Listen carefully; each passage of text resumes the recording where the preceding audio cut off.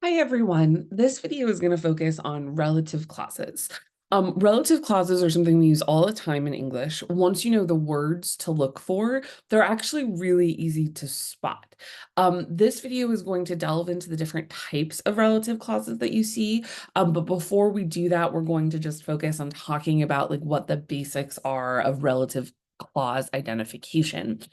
So one thing that you need to be aware of in relationship to relative clauses is that they are always subordinate or dependent, which means that they don't really exist as sentences by themselves. And I'll write it down here.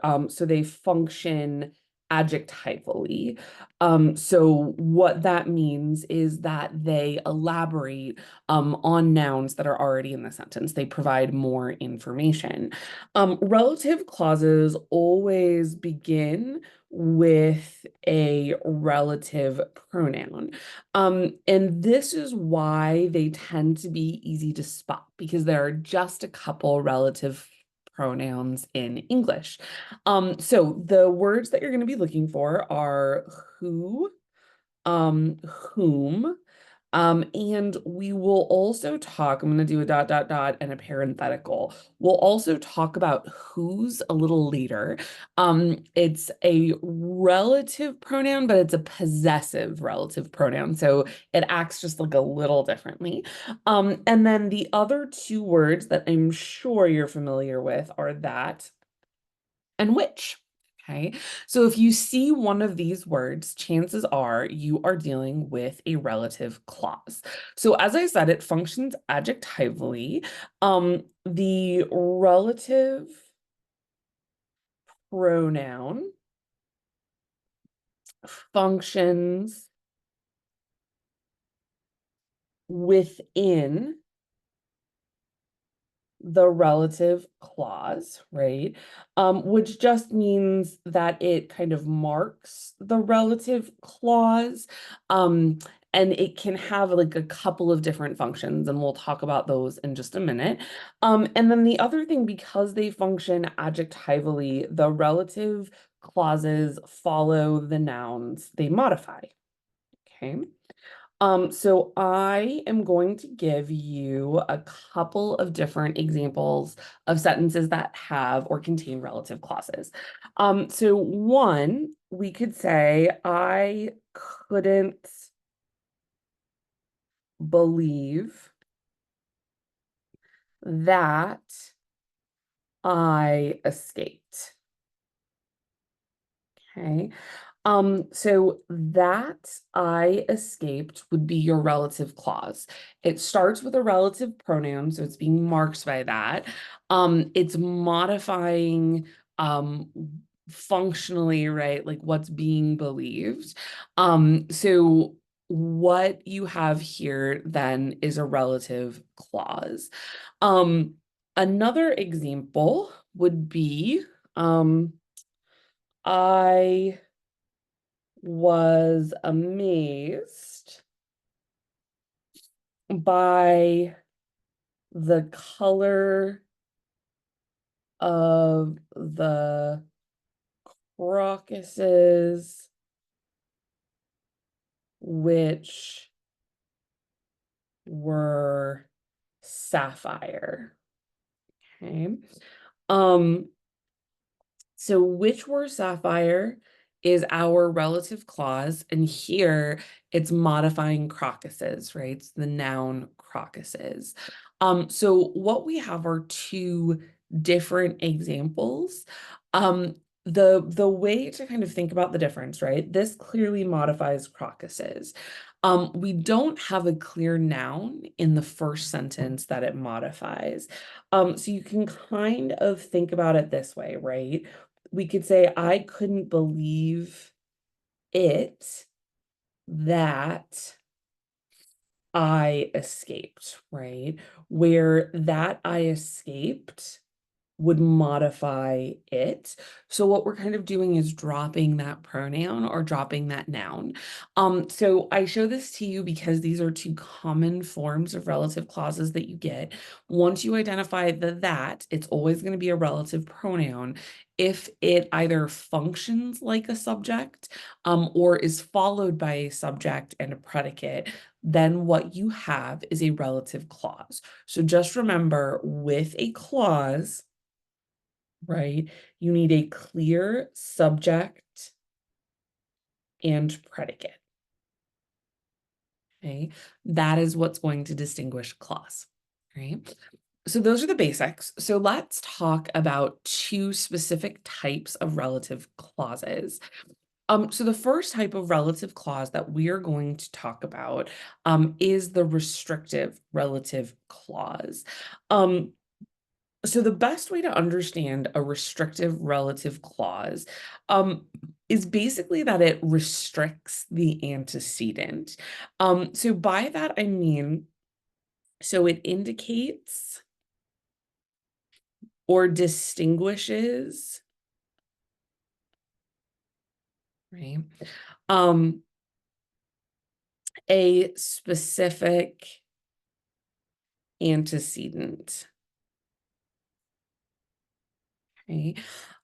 So it is necessary to identify or restrict the antecedents. Okay. So basically what that means is, like, if we're talking about a blanket, maybe we need that relative clause to understand which blanket exactly we're talking about. So restrictive relative clauses are essential. Along with that, it is important to know that when you have a restrictive relative clause, there's no comma, because the information is essential, right? It is necessary in order to distinguish. Um, there is also an interesting kind of phrase that we use, which would be zero relative, which basically refers to a relative clause without the relative pronoun, and I will give you an example of that later. But it's just important to be aware that with a restrictive clause, we can drop the pronoun, okay? Which is not necessarily the case when we're dealing with a non-restrictive relative clause, which we'll talk about in just a second. Additional information, so that the word that refers to both human and non-human antecedents. Okay. When you're dealing with restrictive relative clauses, which is not used, okay, so it just does not appear. And then additionally, right, who, whom, whose, um, are almost always referred to human antecedents. Okay. And along with that, what we have is the subject, object, and possessive forms of the pronoun. So just useful to be aware. So the last thing to kind of think about or to be aware of when dealing with restrictive clauses is to test. What we're going to do is create two sentences replacing the relative pronoun with the antecedents, okay? So I'm going to give you a couple of examples that I am hoping will kind of clarify a lot of this. Okay, so here is a sample sentence. I soon realized that I'd locked myself in my room. Okay. So this is a sentence that comes from Sarah J. Maas's A Court of Mist and Fury. So here's what we're talking about. That I'd locked myself in my room is our relative clause. Okay. This is an interesting example of a sentence because we could also say, I soon realized I'd locked myself in my room, and get rid of the that, right? So it is possible in this sentence to drop the that, which is one of the things that helps signify to us that we're dealing with a restrictive relative clause. The other test would be creating two sentences, replacing the relative pronoun with the antecedent, right? So in this case, those two sentences would be, I'd locked myself in my room, right? Would be one sentence. And then I soon realized that. Okay. So in this instance, and I'm going to switch to black again, I'd locked myself in my room. We could very easily switch in for the word that, right? That relative pronoun there. So in this case, right, in order to understand what I realized, we have to have that relative clause. So that relative clause is non-negotiable. That restrictive relative clause is non-negotiable. It ensures that we understand exactly what that sentence is talking about. We can say, I soon realized that, period, and that is a fine sentence. However, we're going to have questions about what the that refers to. So by kind of testing it out this way, this lets us know that we are in fact dealing with a restrictive relative clause. So the other form of relative clause is the non-restrictive relative clause, which is going to be a little bit different, of course, because it provides additional information that's not necessary to identify the noun it modifies, right? So you can kind of think about proper nouns here. That's often the form. So we'll talk about that in a second. Who or whom or whose, which we'll talk about in more detail below, refer to human antecedents. Okay. Which refers to non-human.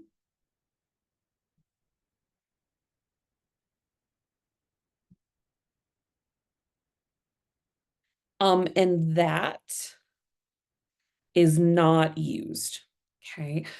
So that is only used for restrictive relative clauses, which is only used for non-restrictive relative clauses. So that's kind of an easy way to determine which type of relative clause you're using. Of course, it's a little bit more complicated if you're using who, whom, whose.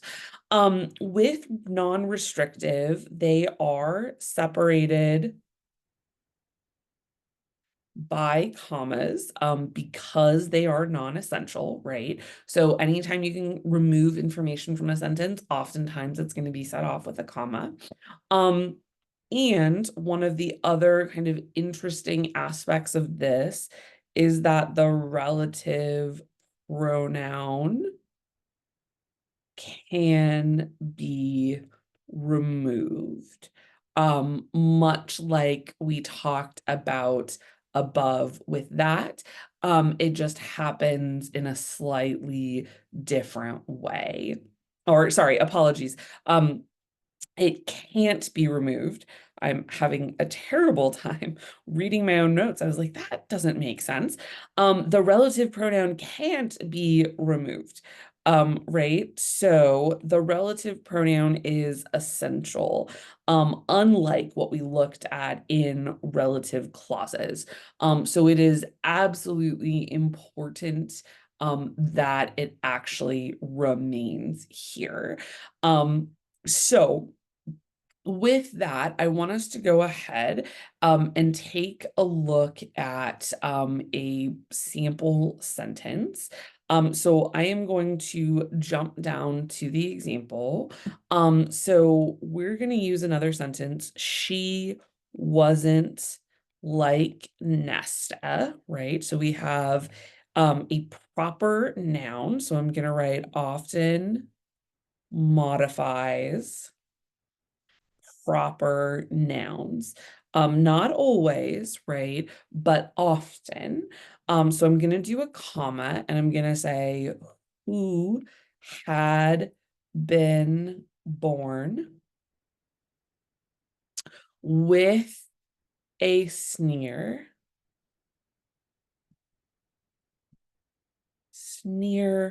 on her face. Okay. So here, right, consider the difference. I'm going to do a dot, dot, dot, and I'm going to do Nesta, right, had been born, right? So she wasn't like Nesta, comma, had been born. It doesn't work. So I'm gonna change my color to black really quickly. You need who, right? It is essential to have who. That relative pronoun is non-negotiable. You have to have it. So this is one of the things that distinguishes, right, this form of relative clause. Because we could just say she wasn't like Nesta, period, and that sentence makes sense. So we need the comma to attach this relative clause because it's additional information. Okay. And just like restrictive relative clauses, non-restrictive ones function adjectively as well. All right, so the last thing I want to talk about is the possessive determiner associated with relative clauses, which is whose. So this is an interesting word, and I'm going to start by giving you my example. So the pleading of people whose chests had been split open, this book gets quite dark, was deafening. Okay. So very interestingly, and we're going to talk about a couple of different things here. So I'm going to change my color back to black. So was deafening for this sentence is our predicate. Okay. That's important because this entire section here is technically our subject. Okay. So this matters for kind of talking about the relative clause and the possessive determiner whose. So whose here functions like a determiner which modifies the noun and the head word of the noun phrase chest, right? So it modifies this. So together here we have a noun phrase, right? Now, this noun phrase, whose chests function as an additional subject for had been split open, which is another predicate. Okay. So this is important because when we're dealing with a relative clause, and I'm gonna do some dot dot dots here, right? A relative clause is always going to have its own subject and predicate. I could just say the pleading of people was definite, right? Um, whose chest had been split open is telling us more about the people, right? So it's modifying people.